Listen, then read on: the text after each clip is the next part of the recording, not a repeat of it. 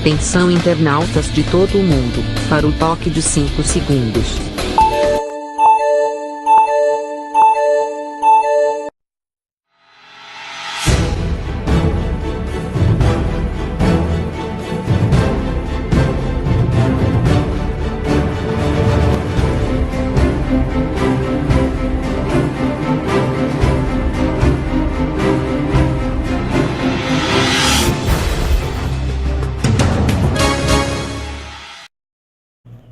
Alô, gente amiga, começando mais um programa Sérgio Cruz aqui pela viamorena.com. Olha, o bicho tá pegando aí, tá? O pau tá quebrando e o gambaru tá caindo a folha. Ontem foi o prefeito e praticamente toda a Câmara Municipal de Ladário presos pela polícia, pelo GAECO, pela polícia estadual. E nesta manhã, mais prisões agora. Operação da Polícia Federal, desta vez desdobramento da Operação Lama Asfáltica. Essa fase intitulada Computadores de Lama, porque foi feita em cima de empresas de informática que teriam prestado serviço de forma irregular, criminosa, para o governo do estado na gestão do Putinelli. Ainda é o desdobramento da história do Putinelli, que ainda continua preso. Desta vez a Polícia Federal prendeu o João Baird, dono de uma empresa de informática aqui no estado, e que há muito tempo presta serviço para o Mato Grosso do Sul, desde o tempo do Zeca do PT e tal. E o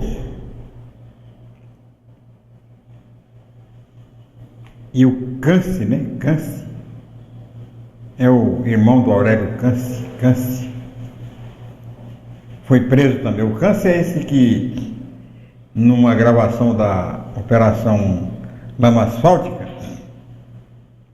conversou com o Putinelli, né? Gravaram um áudio lá, onde ele defendia, onde falava assim, coisas da alvorada, tal. Ele mesmo falou muito pouco, né, sabidão. O governador, o ex-governador, o então governador, André Putinelli, falava mais, né? Não esqueça da alvorada, tal, o alvorecer, o amanhecer, tal. Insistiu nisso. Hoje, tanto o Câncer quanto o João Baird foram fazer companhia ao Putinelli e ao filho dele. O filho do Putinelli está preso, foi preso o ano passado, aliás, este ano, em agosto, né? Juntamente com o pai, também num desdobramento da Operação Lama Asfáltica. Aliás, essa Operação Lama Asfáltica está tendo muitos desdobramentos, até fazendas de lama está na cadeia por conta disso.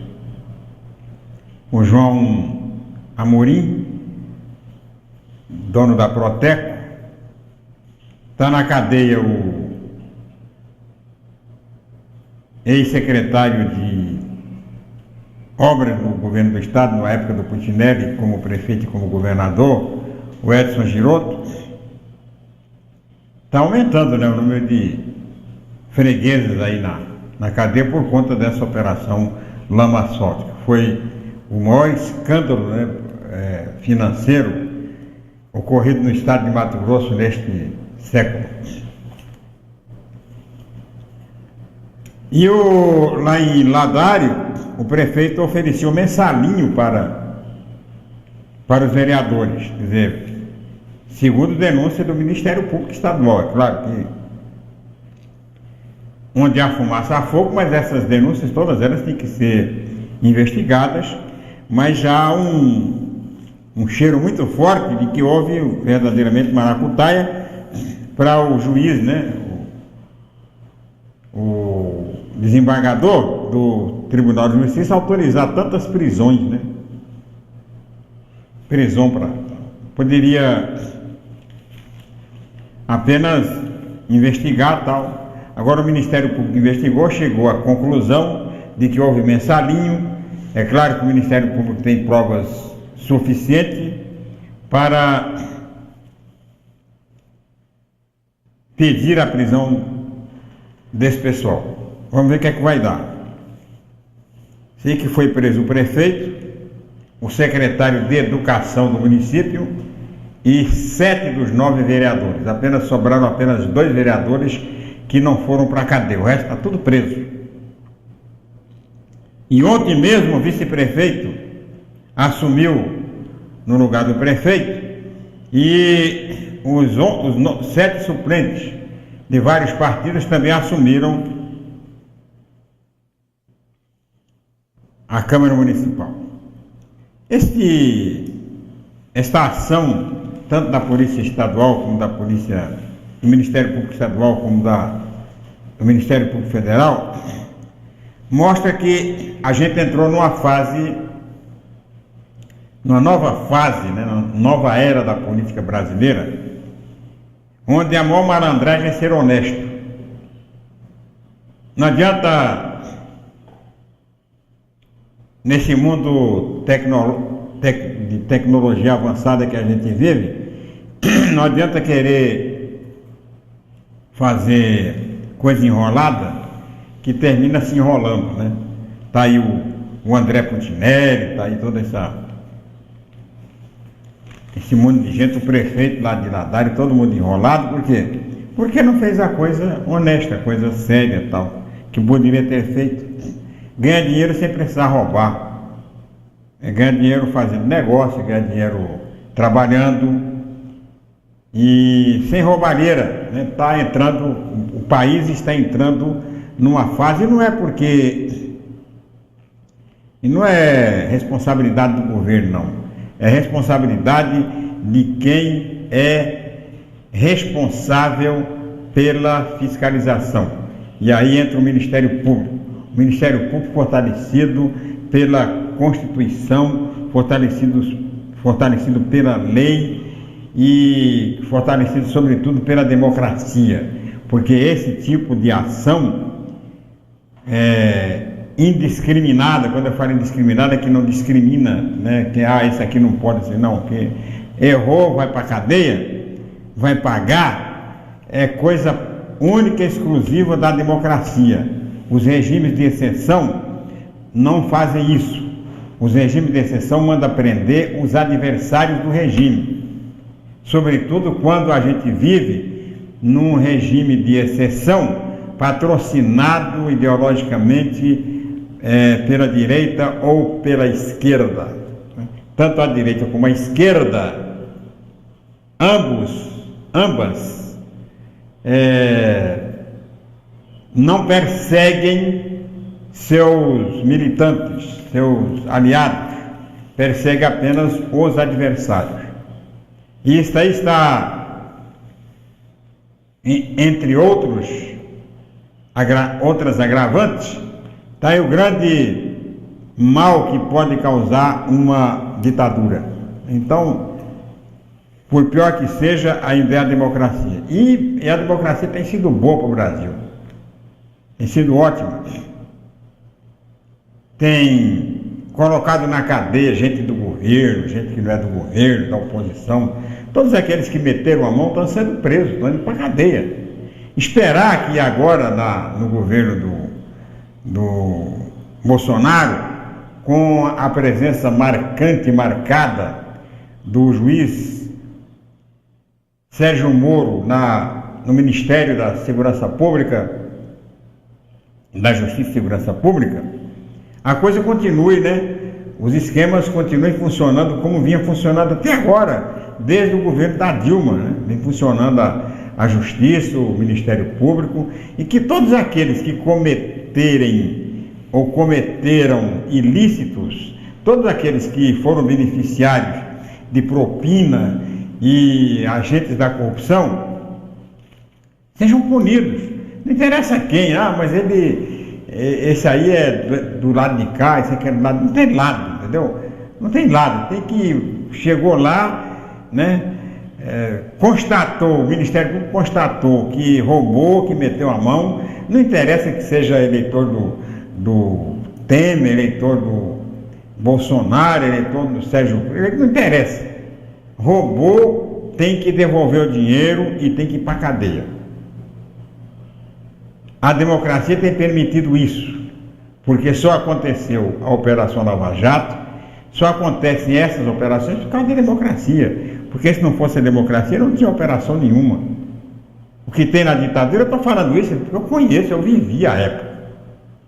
Eu vivi os 21 anos da ditadura militar. A ditadura não perseguia ladrão que era amigo da ditadura, amigo do governo. Perseguia o político que criticava, o jornalista que criticava. Esse era punido, esse era processado, esse ia para a cadeia. Muitos até eram assassinados. Caso do Vladimir Herzog, né, que ficou conhecido em todo o mundo. Então, eu estou aqui defendendo a democracia. Sérgio Cruz, para com isso. Você está na época de aposentar, fica aí falando de democracia. Democracia não presta, tal, mas eu continuo defendendo a democracia. Eu acho que só a democracia tem autoridade suficiente. Quando eu falo em autoridade com base na lei, na Constituição, no direito, na isonomia que oferece a Constituição brasileira. É isso aí que eu falo, é isso aí que eu me refiro.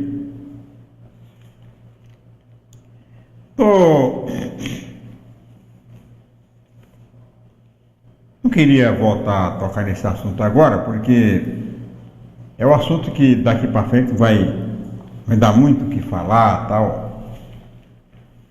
E eu estou ainda juntando toda a argumentação com base naquilo que eu tenho ouvido, naquilo que eu tenho visto, da tal escola sem partido.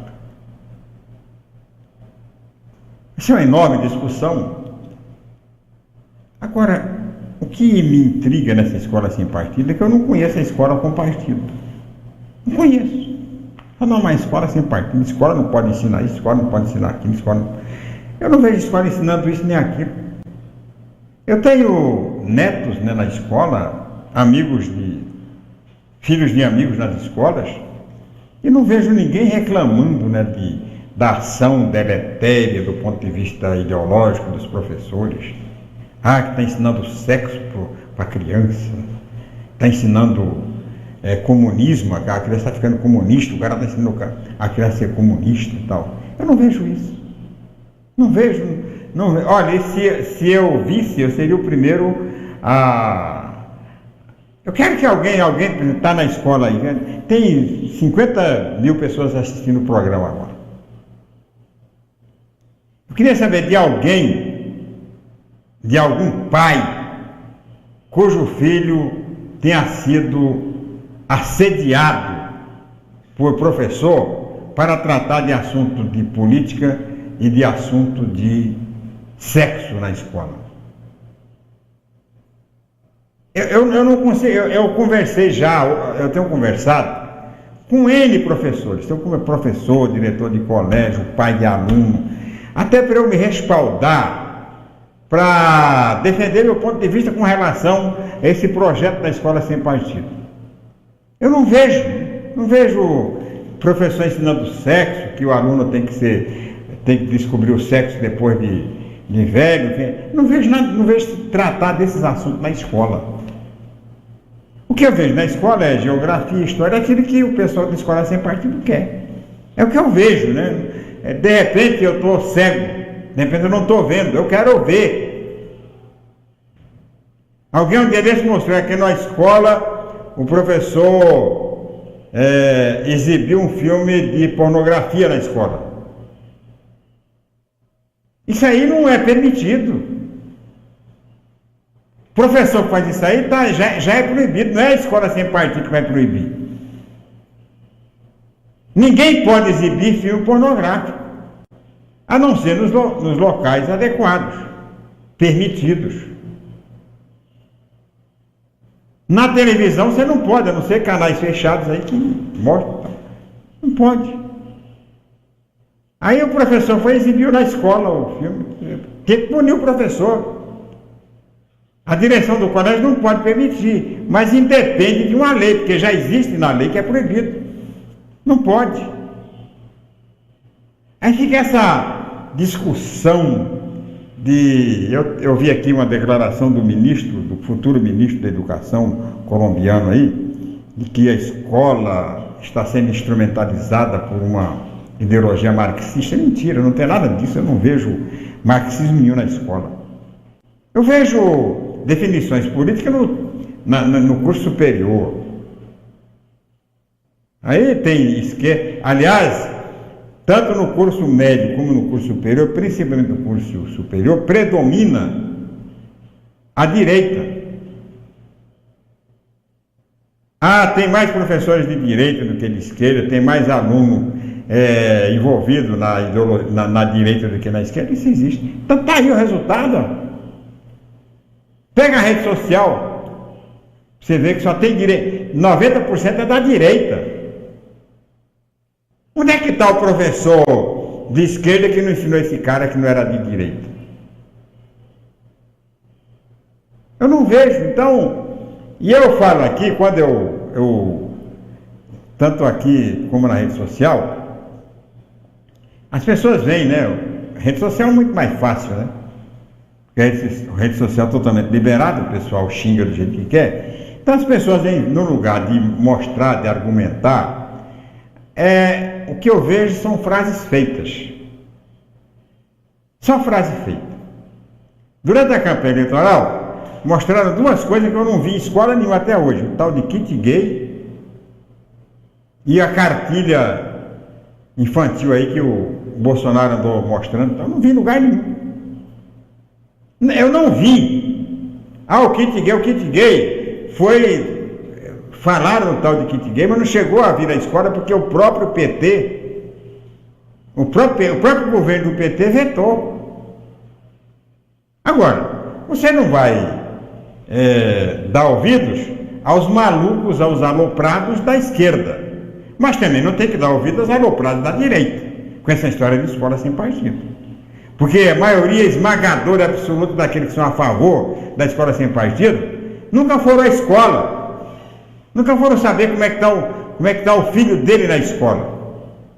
Ouviu dizer, porque foi numa conferência e tal, o pastor disse, o tenente disse e tal, ele ouviu, mas não foi na escola para saber que realmente, que tipo de ensino o seu filho está recebendo. São pessoas que nem participam de pais e mestres, lá das reuniões de pais e mestres. Porque quem participa, quem vai lá, não vê essa história de ensinar comunismo, né? Ensinando comunismo para o pessoal. Eu não vejo. Olha, eu não vejo sequer na escola. E olha que eu tenho conversado com o professor abundantemente. Não vejo sequer abordagem na escola, no ensino fundamental e até no ensino médio, da ditadura de 64, não vejo. O que eu vejo são alguns professores ensinando completamente fora da realidade do que aconteceu. Isso eu vejo muito. Agora não vejo nenhum... Tanto que eu fiz algumas palestras em algumas escolas sobre o regime de 64, sobre a ditadura, agora não me deixam mais falar nas escolas. Que os professores e alunos, muitos professores, não sabiam que tinha acontecido, aquilo que eu falei. E eu não inventei nada, eu não invento nada do que eu estou falando aqui. Está aí, ó. É só pesquisar. É só pesquisar. É só abrir o livro, abrir a internet, que você vai ver tudo que aconteceu. Leia, tem uma fartíssima literatura. Não precisa. Então, tem, como o desinteresse pela história é muito grande, e não é Todos os cursos, ninguém tem história facultativa, está quase facultativa. E eu não vejo, porque a escola ensina o guri a ser gay e tal. Eu não vejo o Dinho. Boa tarde, Dinho, meu amigo. O mensalão do vizinho deve ser maior. Deveria aproveitar que já estão lá pelas bandas, fecharam o seco no Pantanal. O Dinho se refere ao mensalinho, a um eventual mensalinho em Corumbá. Tem um mensalinho de Ladário, né, que já o pessoal já encontrou, já tomaram as primeiras providências. Agora ele está sugerindo, o Dinho, lá de Corumbá, está sugerindo a investigação do mensalinho lá na prefeitura de Corumbá. Isso é coisa de corumbaense. Estava falando hoje de manhã que no programa Boca do Povo, que Corumbá que Ladário é um enclave, né? É o único município do Brasil e talvez do mundo que é um enclave. O que é enclave? Está encravado no município de Corumbá. Ele não tem ao norte Corumbá, ao sul é Corumbá, leste é Corumbá, só tem um município, só faz divisa com o município de Ladário. Eu não conheço nenhum outro no Brasil e no mundo nenhum município que não tenha pelo menos mais um ou dois municípios vizinhos, de 2 para cima. Ladário tem apenas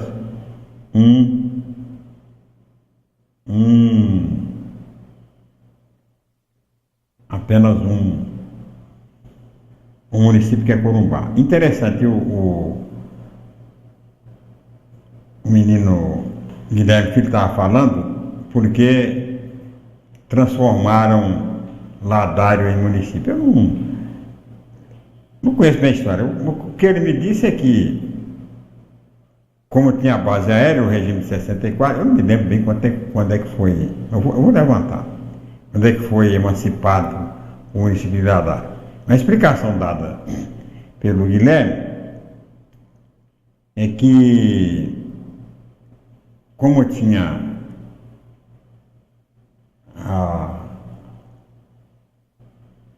a base naval, então para que o município, né, não pudesse nomear o prefeito, então foi transformado criado aquele enclave ali no município de Corumbá. Agora, Ladário é muito mais antigo que Corumbá. Quando foram fundar, isso eu tenho certeza, tá? É história. Tenho dúvida porque Corumbá já não elegia prefeito. Quando Corumbá passou a eleger prefeito, depois, na época no período da ditadura, não elegia prefeito, o prefeito era nomeado. Conheci vários prefeitos, o Alci Pereira Lima, o Armando Anache. Alguns prefeitos foram nomeados lá para Corumbá. Então já não existia. Então eu tenho um pouco de dúvida com essa história que foi contada de Ladário, mas eu vou levantar. Então o Dinho está sugerindo isso aí, ó. Vai lá, tá. Não custa, né? Já está lá mesmo, né? Não custa verificar como é que está Corumbá, se tem mensalinho. Agora eu acho uma tremenda falta de criatividade, né? O prefeito mexer com mensalinho, né? Troço totalmente superado, já deu o que tinha que dar. Da cadeia, mensalinho da cadeia do duro, mensalão, já passou, né? Se o cara deve voltar, um atavismo completamente imbecil, voltar a uma coisa que não deu certo no passado, voltar para tentar agora, não vai dar certo mesmo. Mas você pega o mensalinho, aí faz o mensalinho para 7 vereadores. É claro que vai ter vazamento. Se você faz para 1, tem vazamento, imagina para 7. O correto, eu tenho defendido isso, é não roubar. Vereador ganha relativamente bem, mais do que merece e carece. Sobretudo vereador em Ladário, nada contra Ladário, e mesmo Corumbá.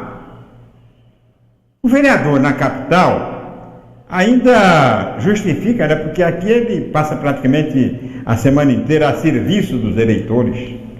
Não tem tempo de exercer uma outra atividade, não ser médico e professor. Agora, ganhar bem, tá? Não sou contra que ganhe, não, né?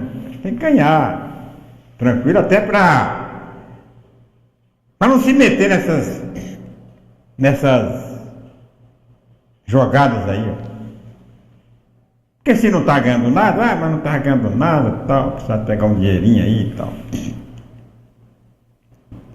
Agora tem isso aí. É claro que não é isso que vai resolver os problemas financeiros do Brasil e tal. Mas ajudaria muito, né, se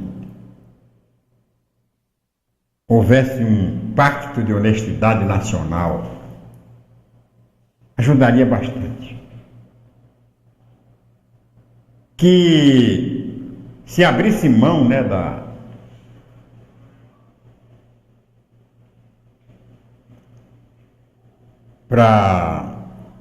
de algumas sinecuras, como aconteceu agora com a Justiça, com o Supremo Tribunal Federal. Dinho falando aqui, vizinho, vai faltar ônibus. Não, já não tem problema não, já trouxeram o pessoal. A Corumbá. Corumbá, de Ladário, o pessoal vem de micro-ônibus. Agora de Corumbá, segundo o Dinho, o pessoal tem que arrumar, vai faltar ônibus para trazer o... Não exagero. Então, nós tivemos aí, agora, ontem, me parece que o presidente da República sancionou um reajuste do Supremo Tribunal Federal. Um ministro do Supremo Tribunal vai ganhar R$39 mil por mês. Isso aí vai ter um efeito cascata, porque os juízes, de modo geral, sobretudo dos federais, promotores, de modo geral, federais e estaduais, vão ser beneficiários desse reajuste. E a relação está quebrada, quer dizer, no fim o deputado vai se beneficiar. E quando se faz política para beneficiar os trabalhadores, de modo geral, aqueles que realmente suam, né? Suam, tem calo na mão, até justifica, né? Você não fazer nenhuma crítica. Agora, o cidadão, né, que ganha 33, pagar R$39 mil por mês, é um salário bom, né?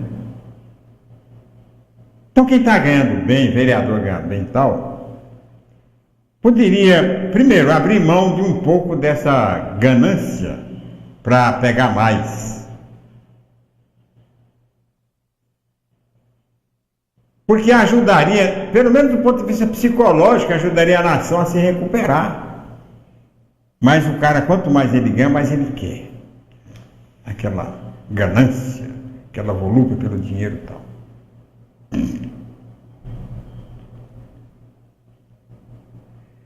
Alex Mota Andrade, boa tarde. Esse aí é meu amigo do Facebook.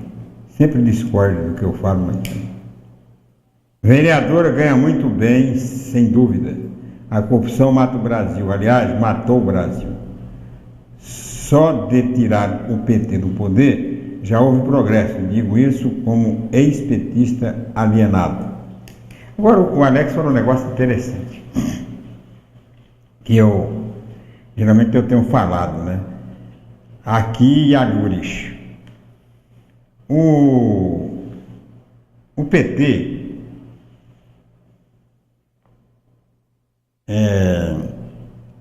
o Partido dos Trabalhadores, traiu a nação brasileira e foi a grande frustração de milhares de petistas, como o Alex disse que foi petista, eu fui também.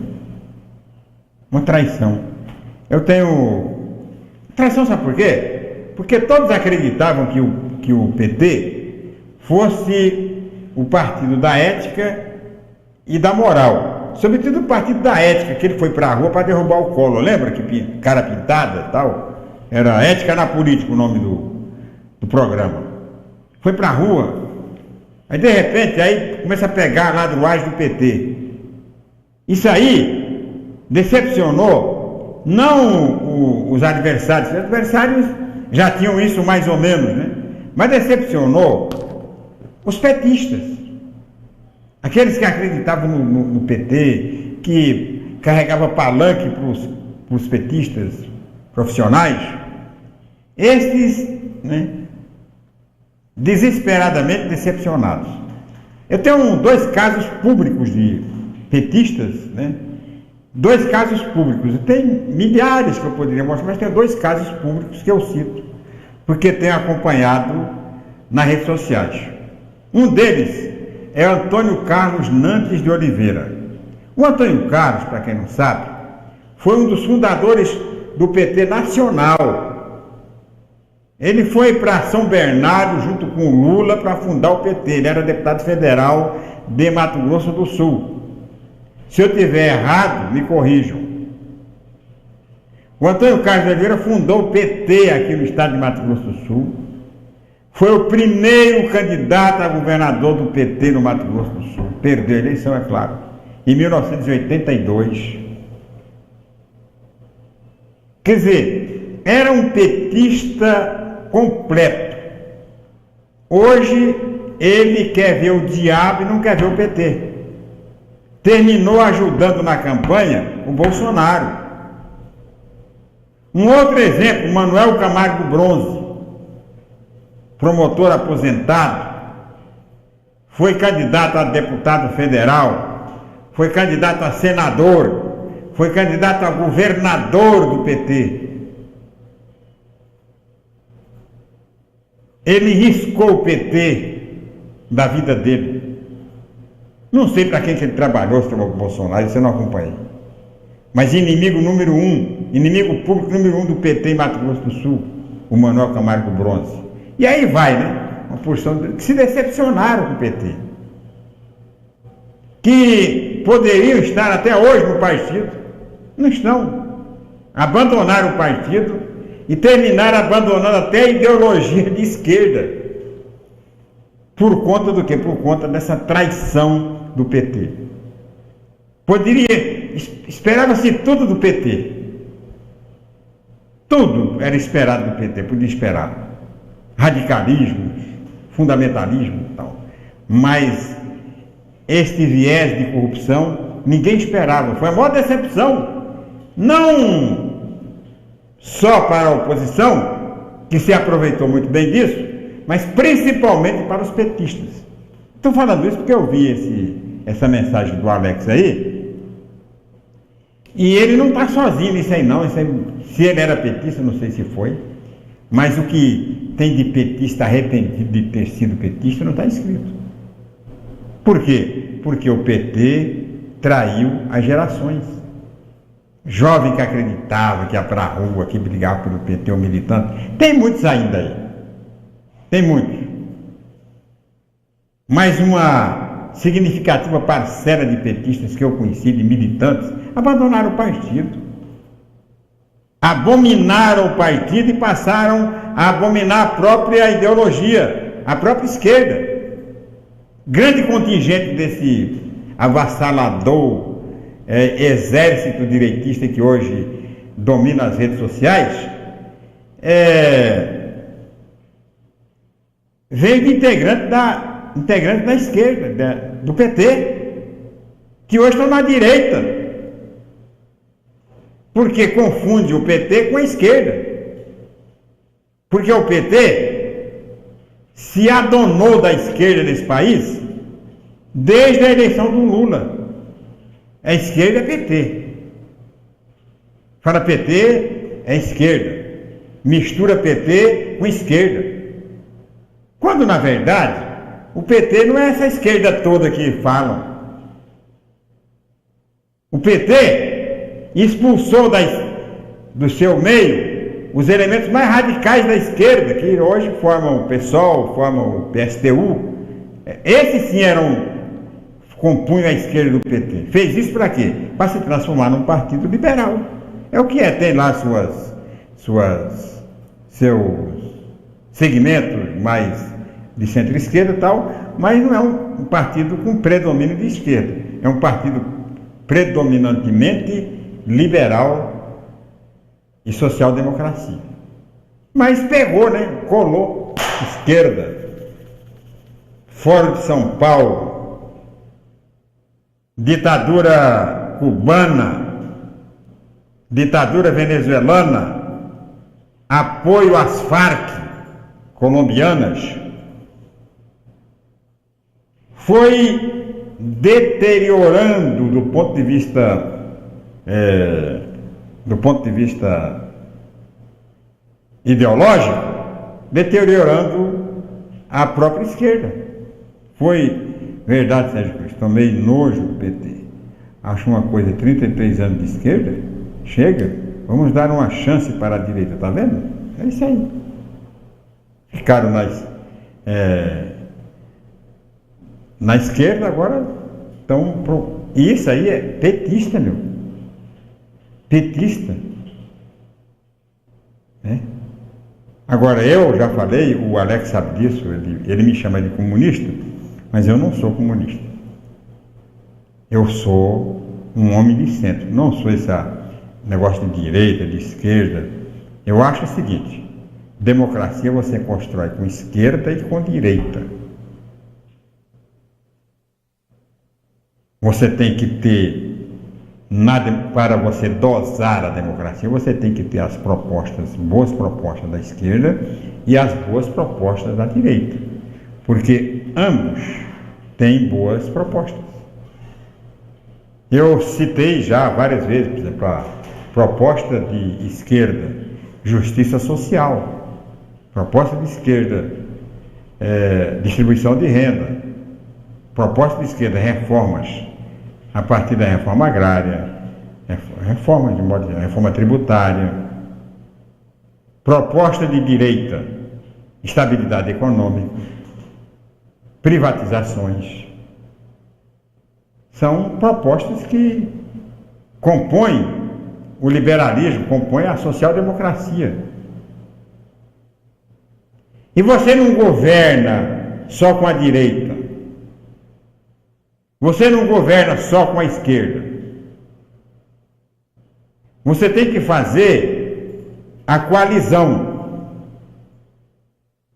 que a ditadura fez, que o Fernando Henrique fez, o Sarney fez, o Lula fez, o Temer está fazendo, e o Bolsonaro também. Bolsonaro não está fazendo coalizão com os partidos formalmente, não está fazendo coalizão com as frentes, com a bancada ruralista, com a bancada da saúde, pelo menos duas bancadas fortes, com a bancada da igreja evangélica, cristã, né, porque tem católico também. Alex, a direita não dando certo, voltamos para a esquerda. Acho que a vida é assim. Isso é democracia. Fui petista, sim. Desculpe, Sérgio Cruz, sempre falei besteira, mas você... Tá. O Alex, tá isso aí. Agora, eu não acredito em governo de esquerda nem governo de direita. Nós tivemos aqui apenas governo de direita no Brasil. Não tivemos nenhum governo de esquerda. O governo de direita foi a ditadura. Entrou Sarney, social-democracia. Entrou Collor, tentou um liberalismo e tal, não conseguiu, nem conseguiu ficar. Foi embora. Entrou Lula, Fernando Henrique, social-democracia, já, aliás, é PSDB. Lula limpou o PT, tirou toda a esquerda do PT. A esquerda mais radical do PT, a chamada esquerda fundamentalista, que foi a base de formação do PT, foi excluída. Primeiro tiraram o pessoal do PSTU, da Convergência Socialista, e depois tiraram fora o pessoal do PSOL. Limpou, quer dizer, ficou só social-democracia a partir do Lula. Quem foi que disse que o Lula é de esquerda? Onde é que está a esquerda do Lula? O Zé Dirceu? Que partido de esquerda pertenceu ao Zé Dirceu, Zé Genuíno? Né? Não tem de esquerda nenhuma. O Zé Genuíno ainda foi guerrilheiro e tal. A Dilma ainda foi guerrilheira. Mas todos eles se acostumaram, né, com o lulismo e se transformaram ali numa social-democracia. É o que foi. Até agora não tivemos nenhum governo de esquerda no Brasil. Tivemos um governo de direita, que foi um governo da ditadura. E este governo do Bolsonaro não será um governo de direita. Será um governo de social-democracia. Por mais que se queira pintar o governo de extrema-direita, não vai. Tem no governo, né? E o Bolsonaro, ele pode ter todos os defeitos, mas não é burro. Pode ter todos os outros defeitos, o pessoal fala aí que é homófobo, não sei o quê. Mas ele tem uma qualidade, não é burro, é inteligente. E é político. Ele é político. Ele exerce o mandato dele, são 7 mandatos, são 28 anos de deputado. Conhece todos os meandros ali, toda a putaria do poder, ele conhece. Sabe direitinho. E foi ele que disse, né, quando indicou a Tereza Cristina, quando indicou o Onyx, quando indicou o Mandetta, nessa questão de pendências jurídicas e tal, ele falou, não, eu também sou réu. Foi ele que defendeu as nomeações de comissionados nos gabinetes. Falou, não, eu preciso dos comissionados. Foi ele que defendeu o subsídio, o salário dos deputados, as mordomias dos deputados, ele defendeu e justificou, até que está gravado aqui, tá? O que eu estou falando está gravado. Como é que ele ia percorrer o Brasil inteiro se a Câmara não pagasse as passagens para ele? Se não tivesse... Está aqui, ó. Me desafia que eu mostro. Então,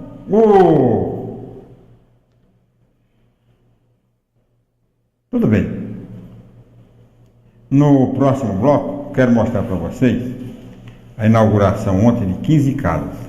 O governador vai lá para inaugurar 15 casas, leva o prefeito, faz uma festa. Por quê? Tem que inaugurar pelo menos 1.500 casas, né, como era feito antigamente.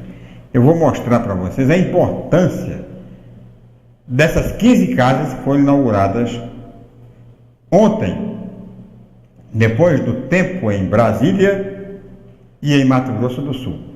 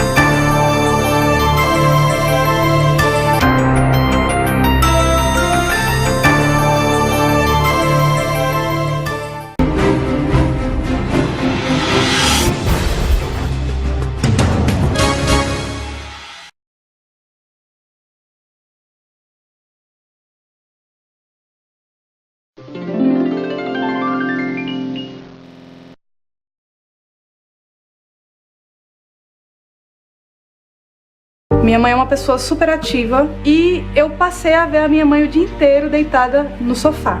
Não conseguia mais trabalhar por causa das dores. Chegou um dia e falou assim, eu tô com medo até de morrer. E está aí até hoje prejudicada por causa desse mosquito. O perigo é para todos, o combate também. Faça a sua parte. Com ações simples, podemos combater o mosquito. Ministério da Saúde, Governo Federal.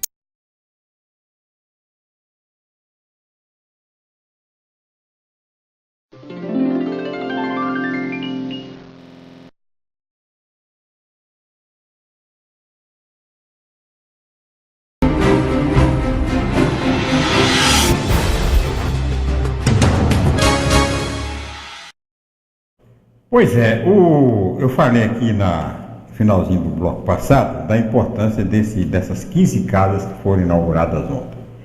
Foram 15 entregues ontem, né? Foram inauguradas por seus donos, né? Lá no Bom Retiro. Por que é importante isso? Porque, primeiro, aliás, eu acho que todas as construções de conjuntos habitacionais financiados pelo poder público deveria acontecer como aconteceu ontem, quer dizer, vai aprontando a casa e já vai colocando o pessoal dentro da casa. Evita depredação, evita invasão e o direito, e assegura, né, o direito do mutuário em ocupar a sua casa. Mas esse caso aqui de ontem, a importância dele está no fato de ser um resgate de um compromisso assumido com pessoas humildes há mais de 3 anos. Aconteceu o seguinte, quando o senhor Alcides Bernal assumiu a prefeitura de Campo Grande, antes dele assumir um pouquinho, foi fechado o lixão. Foi aberta uma usina de tratamento de resíduos e fechado o lixão. Não se sabe por que Cargas d'Água tinha uma área anexa ao lixão que começou a ser ocupada por conta, né, como desculpa, está fechando o lixão. Então o pessoal que trabalha no lixão vai invadir a área para garantir pelo menos lugar para morar, não sei o quê. Não tem nada a ver. Usaram o lixão e a desativação do lixão com a inauguração, com a abertura do aterro sanitário para invadir a área. Uma área que não podia ser ocupada por moradores, até porque era uma reserva para ser reflorestada, para criar um cinturão verde, exatamente para separar os impactos do aterro sanitário da população. Mas o pessoal invadiu, o prefeito Alcides Bernal não impediu, podia ter impedido, né, porque a invasão não foi tão rápida, né, porque o primeiro morador que entrou, não, aqui não pode ser tal. E a polícia ela não deixava invadir. Mas ele não ligou, deixou invadir.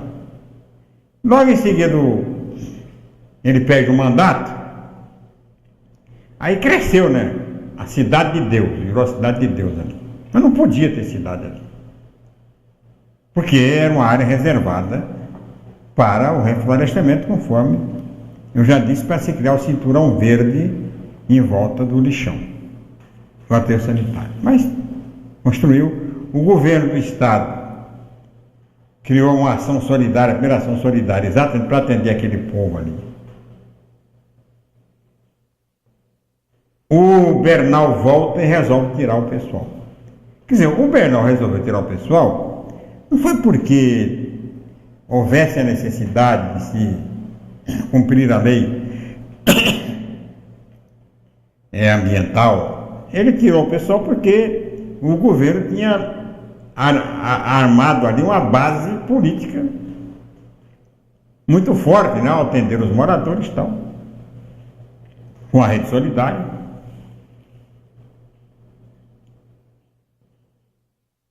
Aí, o Bernal criou, no lugar de uma favela, né, que era grande, criou 4.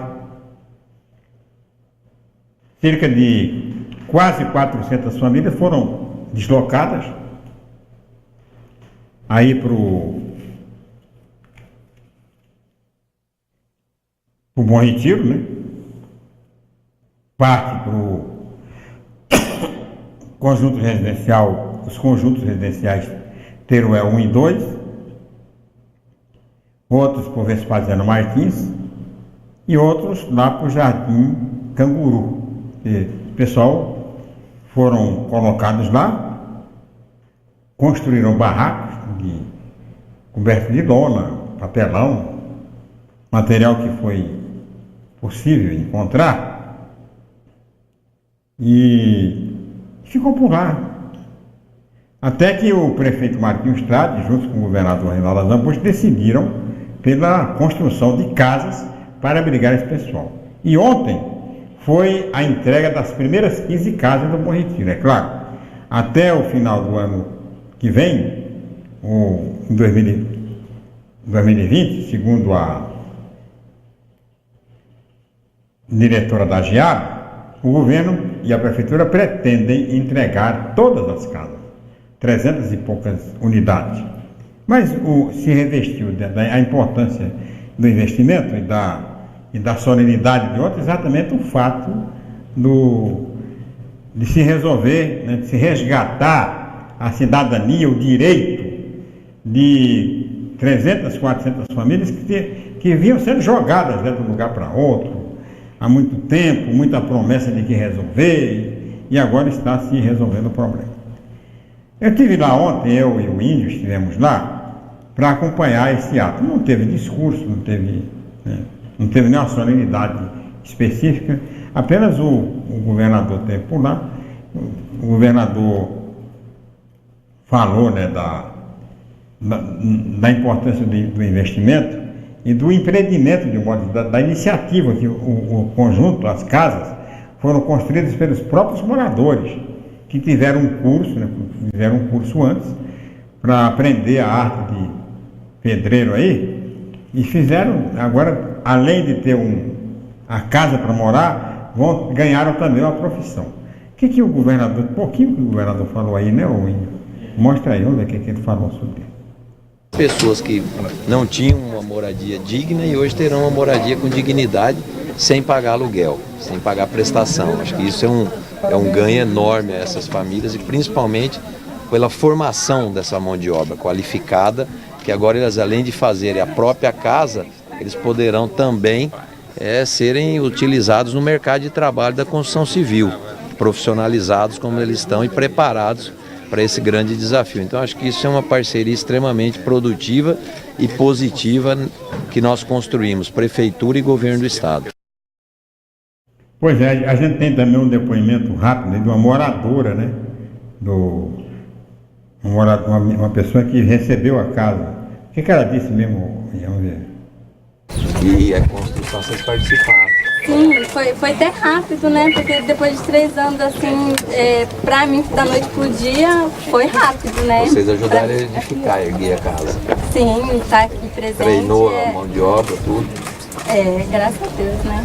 Então agora você quando vocês vieram pra cá, vocês moraram aqui mesmo? Eu tive que morar aqui, né? Tive que ter a ajuda da minha sogra pra viver aqui. Eu vivi aqui, lá com a minha mãe, porque minha gestação foi de alto risco, mas eu convivi aqui, né? Passei uma boa temporada aqui, graças a Deus. E a casa era como aqui, quando você estava? Aqui era, como é germinado, né? Era um barraco, um do lado do outro, né? Eu morava num barraquinho de uma peça e um banheiro. Você acreditou quando falou que eu e o Reinaldo íamos construir? Sim, a gente tem que acreditar sempre, né? E isso que vale a pena, que é ter pena. Acreditar que vai... Parabéns.